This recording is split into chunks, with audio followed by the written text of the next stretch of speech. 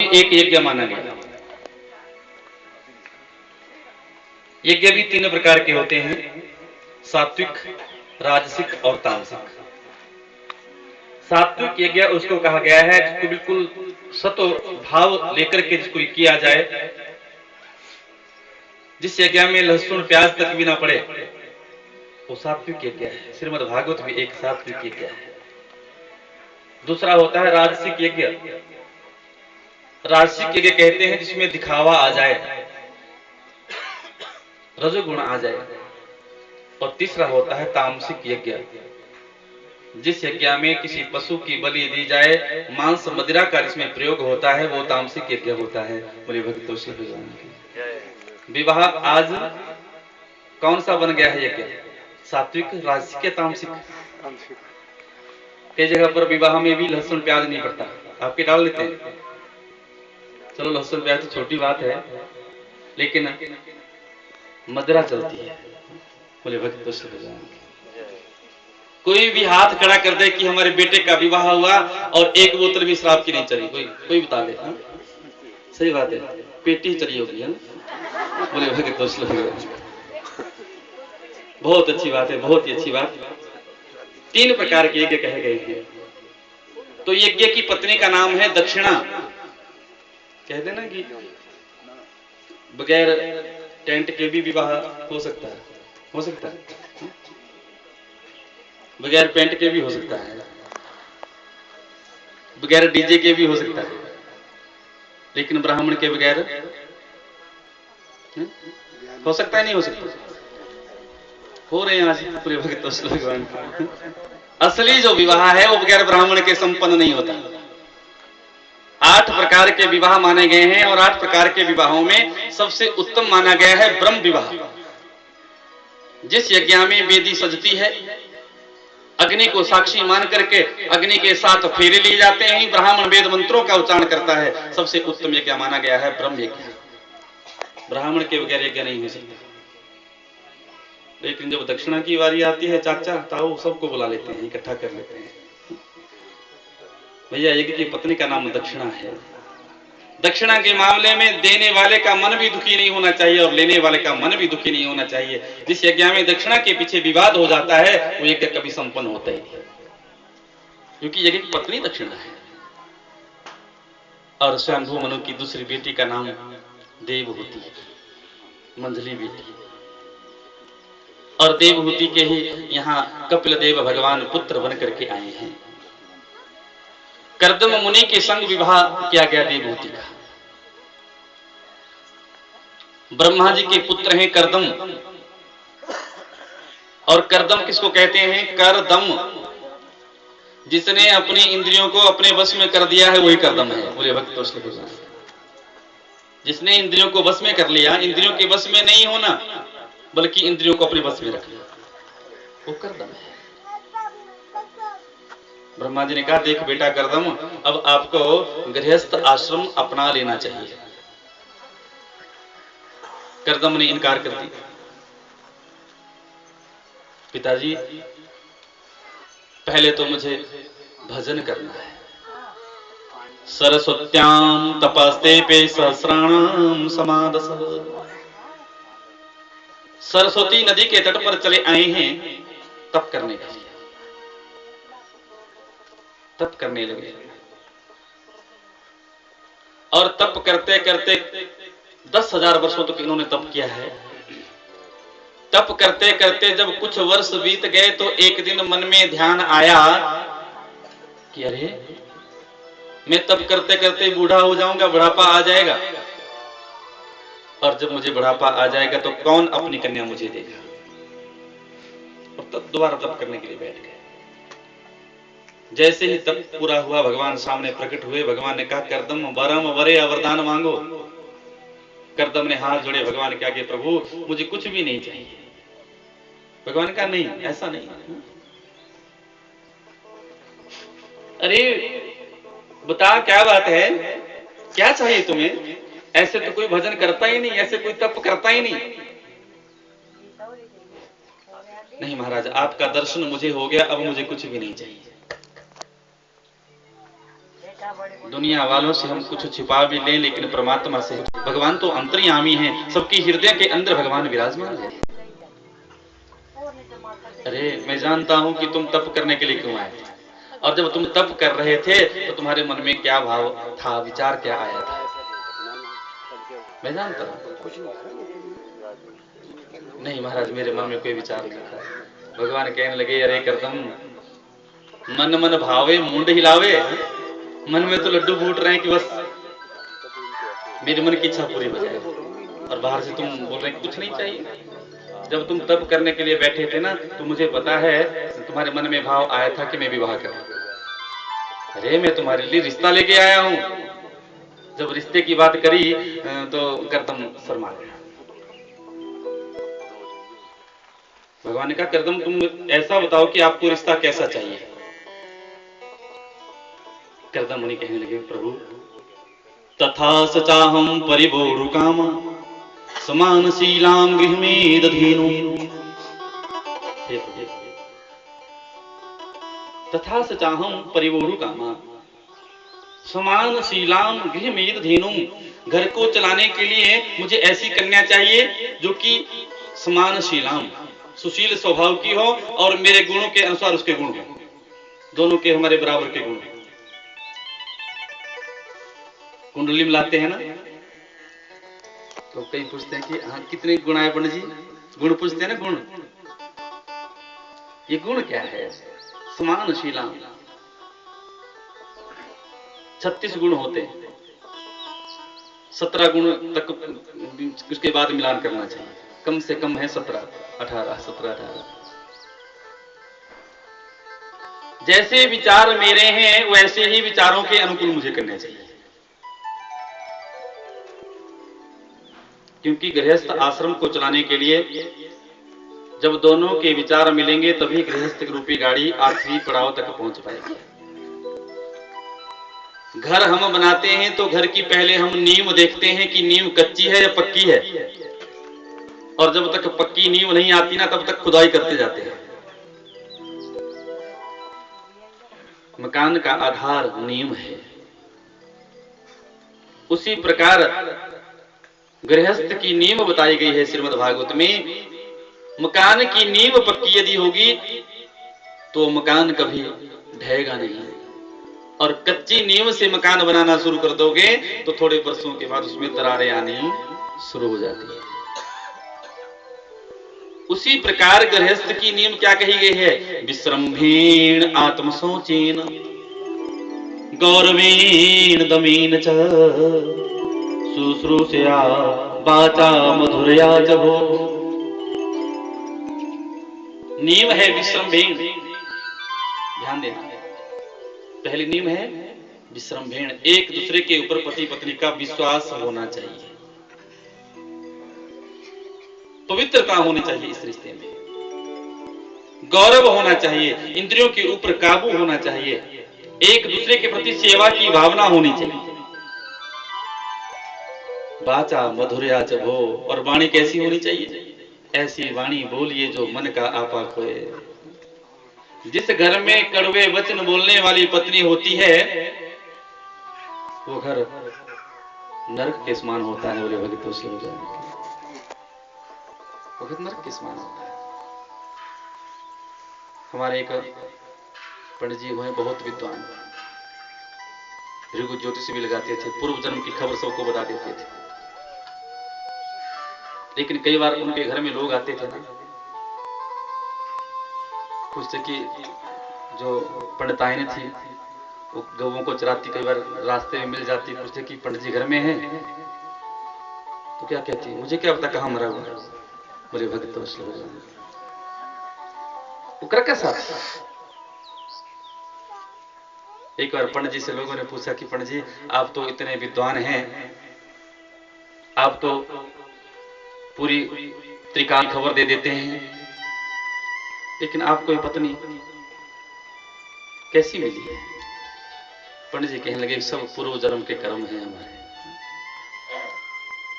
पहले जन्म में ये घोड़ी थी और बोझा ढोते ढोते इसके शरीर से जब लागे लग जाते थे, रक्त निकलता था, तो मैं कौवा था, मैं चोंच मारता था। ये बदला लेने आई है। मैंने अपना भी देखा है ज्योतिष, ऐसा कहते थे। बोले भगत वत्सल भगवान। तो पति और पत्नी अर्थात वाचा मधुर्या जब हो, जिस घर में मधुर वचन बोलने वाली पत्नी होती है वो घर स्वर्ग के समान।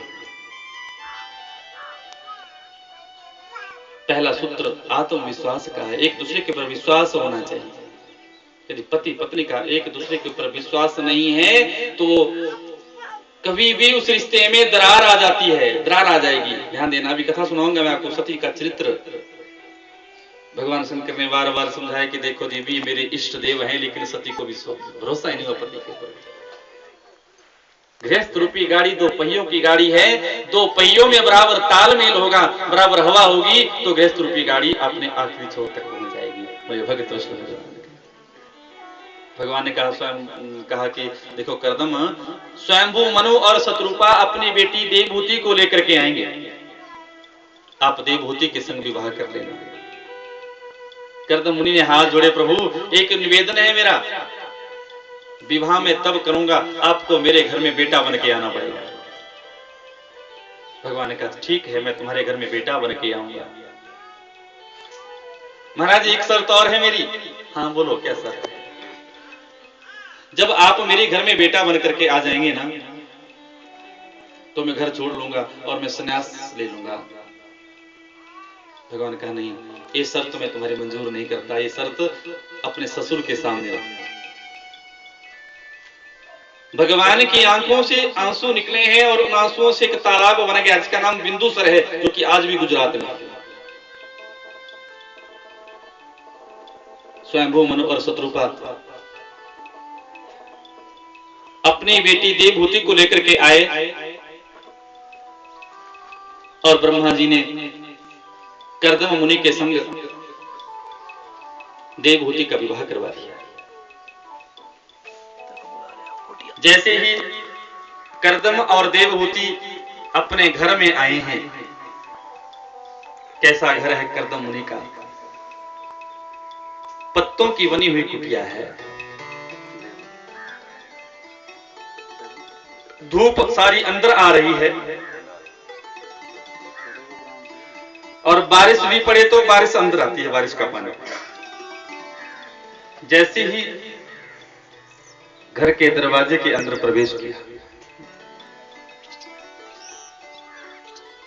जब घर में बहू आती है ना तो बहू की आरती उतारी जाती है। मुझे वक्त तो उतारते हैं, कौन उतारते हैं? कई जगह पर तो ब्राह्मणों को उतारनी पड़ती है, वैसे सासू उतारती है। क्यों? कि हमारे घर में लक्ष्मी आ रही है और थोड़े दिनों के बाद वो लक्ष्मी नहीं रहती। बोले भगत वत्सल भगवान। अब देखिए, जैसे ही आई हैं, नजर डाली, ऊपर देखा तो पक्षियों के घोंसले बने हुए हैं, चिड़िया बैठी है, कबूतर बैठा है, तोते बैठे। महाराज ये क्या है? कर्दम मुनि कहने लगे, देवी ये भी अपना ही परिवार है। अच्छा। और जब नीचे नजर पड़ी तो बिल बने हुए हैं, एक जगह पर तो मेंढक बैठा है, टर टर कर रहा है, एक बिल में सांप बैठा है, एक बिल में चूहा बैठा है। महाराज ये क्या है? ये भी मेरा अपना ही परिवार है। एक छोटा सा झरोखा था, बाहर झांक करके देखा तो पवित्र झरना बह रहा है और झरने के पास शेर और बैल इकट्ठे पानी पी रहे हैं और बैल ने शेर के गर्दन के ऊपर अपनी गर्दन रखी हुई है, जहां पर कोई ईर्ष्या नहीं, कोई द्वेष नहीं। बड़ी प्रसन्नता हुई मन में, देवभूति के कितना तपोवन है यहाँ पर, कोई ईर्ष्या द्वेष नाम की कोई चीज है ही नहीं। अच्छा महाराज आप कहाँ रहते हैं?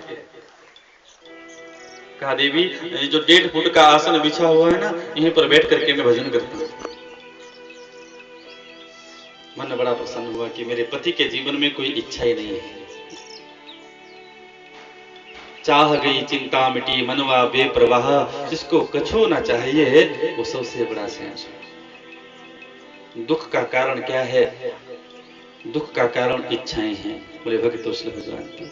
जितनी हम इच्छाएं बढ़ाते जाएंगे हमारे जीवन में उतने ही दुख आते जाएंगे। पहले के लोग सुखी होते थे और आज के लोग चाहे कितना भी पैसा आ जाए लेकिन सुखी नहीं है। पहले के लोग सुखी क्यों होते थे? ज्यादा चिंता नहीं करते थे, घर भी बनाते थे, अरे ठीक है ये ज्यादा पक्का क्या करना, 100 ही वर्ष तो जीना। हा?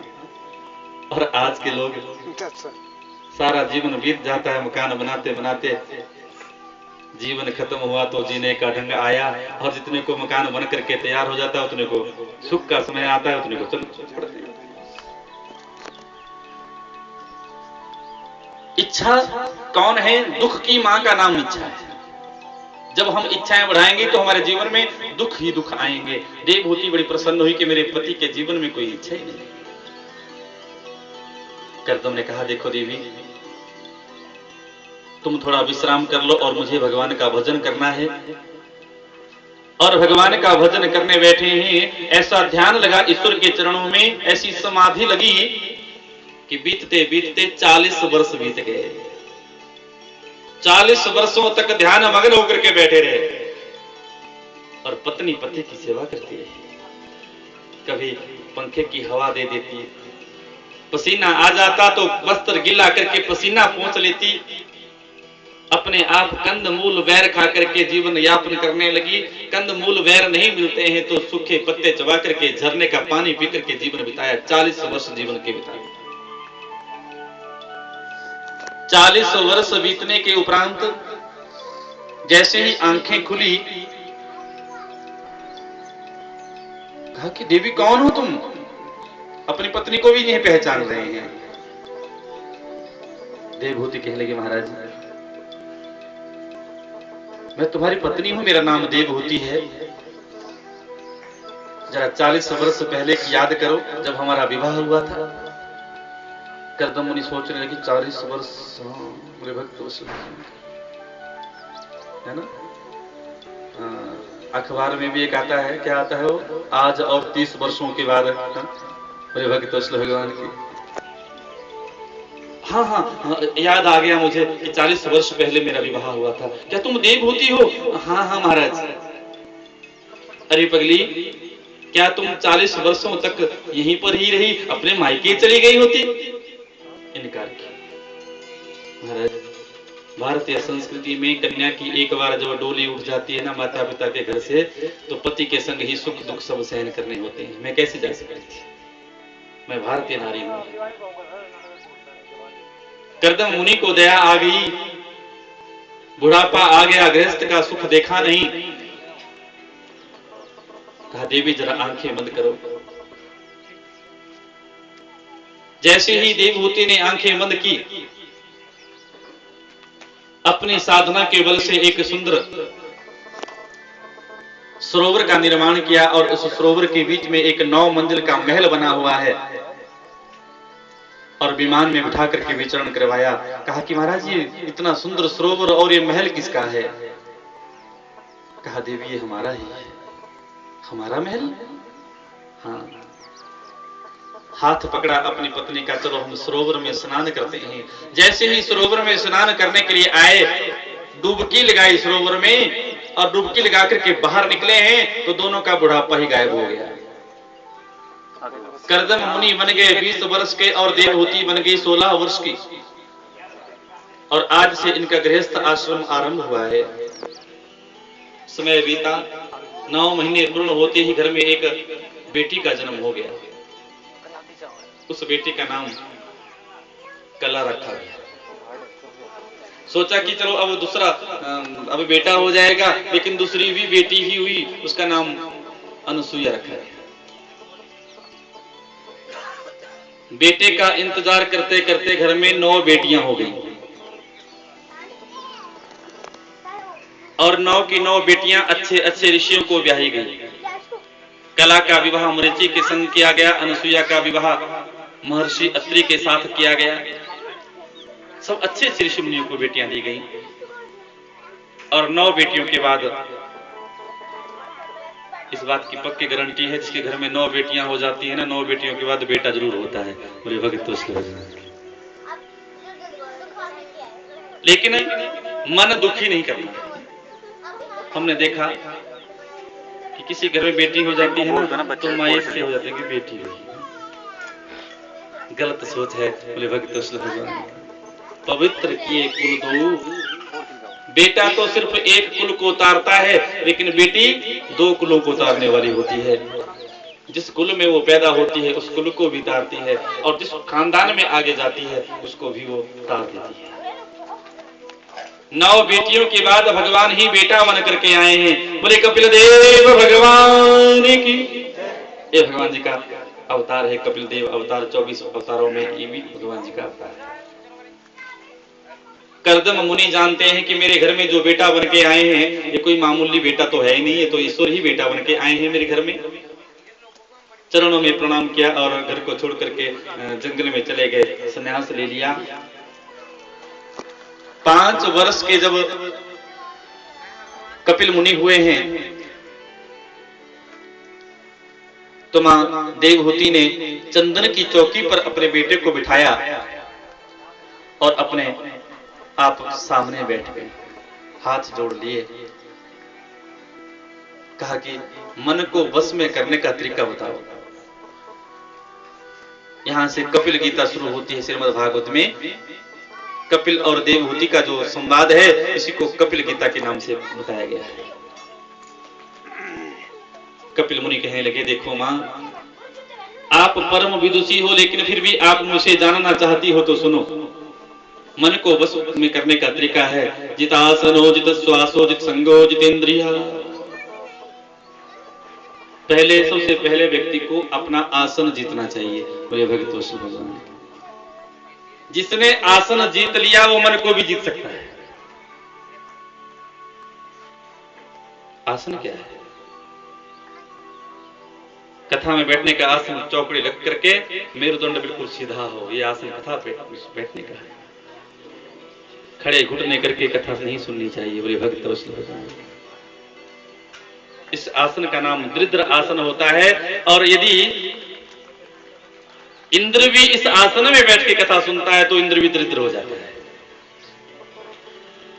आज हमारे आसन नहीं है। भोजन करने का आसन भी चौकड़ी लगा करके ही होता है, ध्यान देना। लेकिन आज बिल्कुल विपरीत हो गया है। पाश्चात्य सभ्यता का प्रभाव हमारे ऊपर पड़ा है। अंग्रेज तो चले गए लेकिन कुछ छोड़ के चले गए बीमारी। खड़े होकर के भोजन करना सिखा गए। बोले भगतो श्री भगवान। खड़े होकर के भोजन नहीं करना चाहिए। अभी हमारे जवानों का रिश्ता हुआ था तो लड़की वाले बेचारे गरीब थे घर के, बड़ी मुश्किल से रिश्ता हुआ। फिर लड़के ने कहा कि देखो जी, मेरे वीआईपी आएंगे, बाराती जो भी होंगे बारात में वीआईपी आएंगे, थोड़ा खाने का इंतजाम स्टैंडिंग करना है। लड़की वालों ने रिश्ता ही तोड़ दिया कि भैया ये नहीं हमारे बस की बात, तो कहीं और ही कर ले। बोले वृंदावन बिहारी लाल। खड़े होकर के भोजन नहीं करना चाहिए। खड़े होकर के जो भोजन किया जाता है वो अच्छी ढंग से पचता नहीं है। भोजन का आसन भी यही है। खड़े होकर के कौन भोजन करते हैं? जिनकी 4 टांगे होती हैं और बैठ करके वो जुगाड़ी करते हैं। सबसे पहले आसन को जीतो, जितासनो जित श्वासो, श्वास को जीतना चाहिए। नित्य प्राणायाम करना चाहिए। 3 प्रकार के प्राणायाम, कुंभ क्रेच कपूर इत्यादि।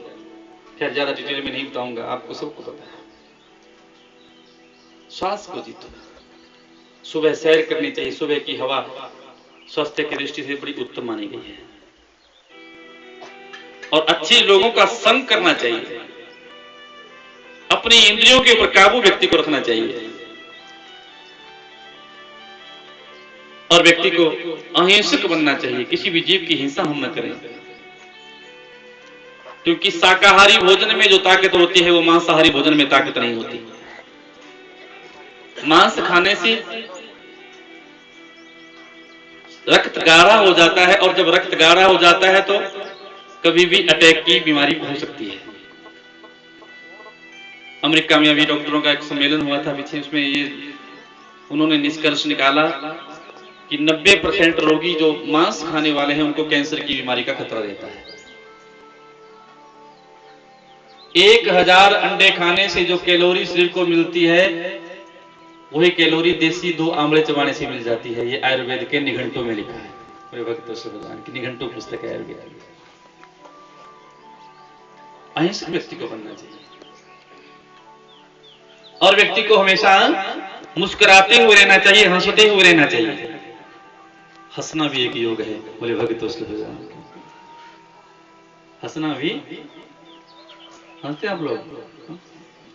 मुस्कुराना और होता है, हंसना और होता है, बोले भगत उसके भगवान के। हिम्मत ना हारिए प्रभु ना विसारिए, हिम्मत ना हारिए प्रभु ना विसारिए, हंसते मुस्कुराते हुए जिंदगी गुजारिए, हंसते मुस्कुराते हुए जिंदगी